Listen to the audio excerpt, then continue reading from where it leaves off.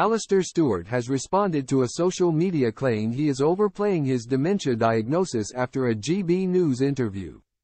"As you are still so articulate, I think you are overplaying your own current position. I am currently deeply involved in this ultra-difficult area." The legendary newsreader quoted the comment and simply added, "An odd one among more lovely ones." The 71-year-old newsreader appeared on GB News on Sunday to speak to Camilla Tominey about his recent diagnosis.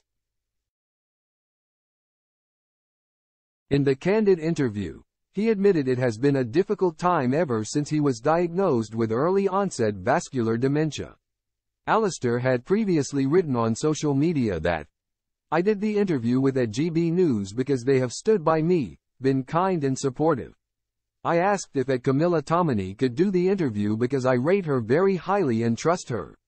Whilst Alastair was met with support for being so open about his diagnosis,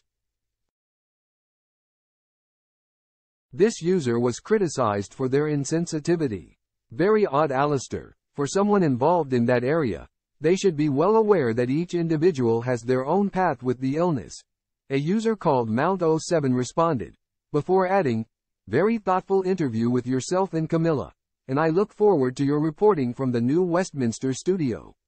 Opening up about his recent diagnosis, Alastair told Camilla, "About 6 to 9 months ago I began to feel, one of my favorite words, a bit discombobulated." He said his short-term memory had become tricky, as well as his motor skills. The veteran broadcaster, who is famous for his work with ITV News and GB News, announced his retirement in March this year. After presenting local and national headlines in a career spanning almost 50 years. He is Britain's longest-serving newsreader.